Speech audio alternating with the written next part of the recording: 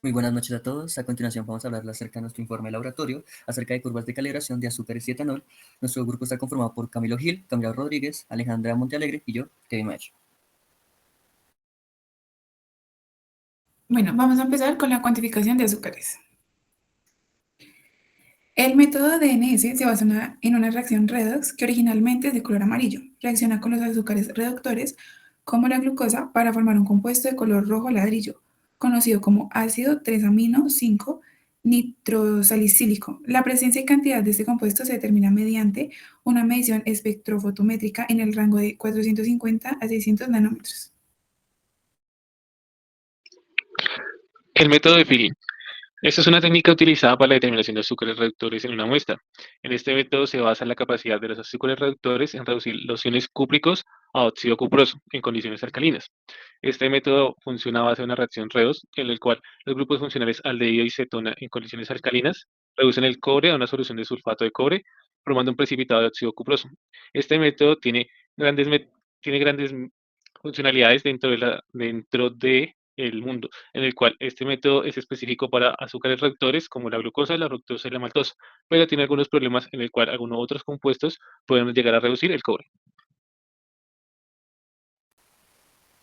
Aunque yo voy a hablar acerca de la metodología del procedimiento que se llevó a cabo en el laboratorio.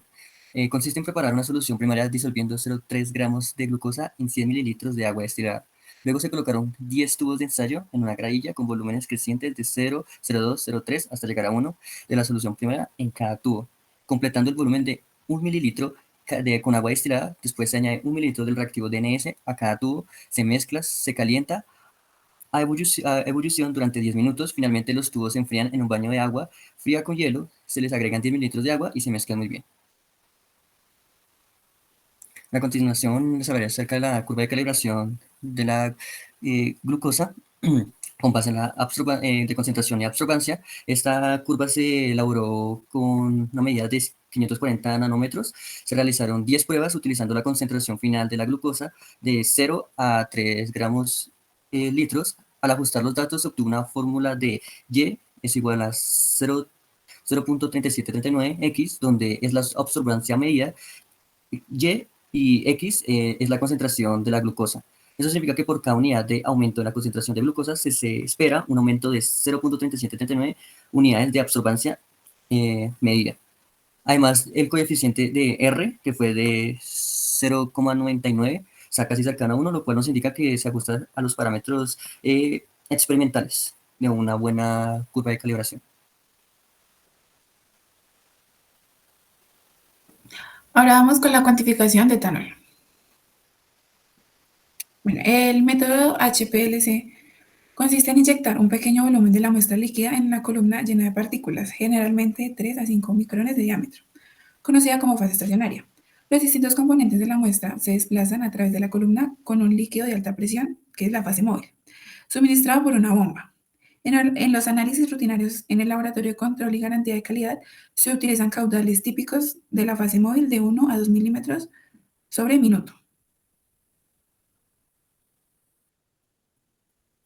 El método de cromatografía de gases. En este proceso, una muestra se disuelve en un disolvente y se vaporiza, permitiendo la separación de los componentes, al distribuirse entre dos fases, una fase estacionaria y una fase móvil.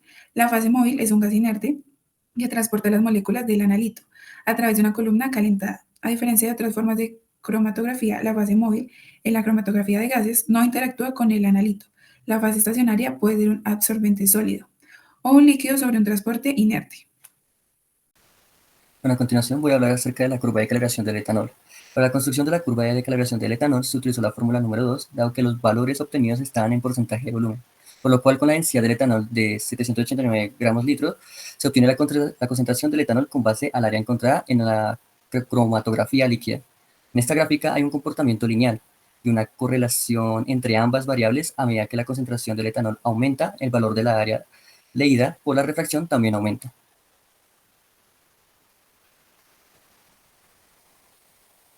Esta es la curva de calibración del etanol, como dije anteriormente.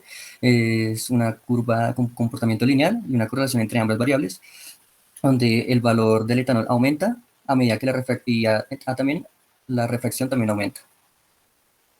Y acá se pueden visualizar y las células estudiadas en el laboratorio.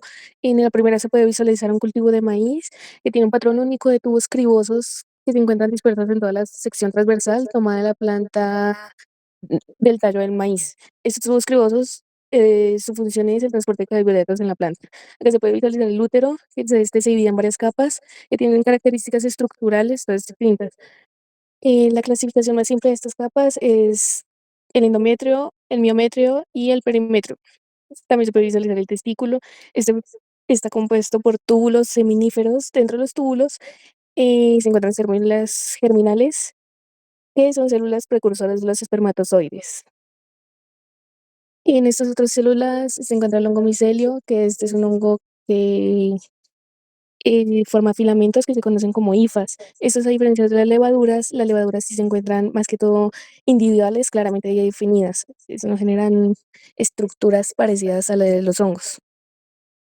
Y se puede visualizar el pene y la bacteria, que el pene se puede visualizar el tejido epitelial, que es la parte externa del pene. Y debajo de este encontramos el tejido conectivo que proporciona soporte y estructura. La última sería la bacteria flagela, que esta imagen presenta las bacterias con flagelos. Estos flagelos son estructuras filamentosas que sobresalen de la superficie de la bacteria y le permiten moverse. Y ya para concluir, destacamos que la gráfica del método del DNS quedaron algunos puntos por fuera dentro de esta curva, lo cual pues en algún momento podemos afectar los valores que podamos calcular con esta curva. También podemos observar las diferentes estructuras y los cambios dentro de estas, dentro de las mismas células y cómo estas varían dentro del mismo organismo, como es el caso del pene, del útero y del testículo.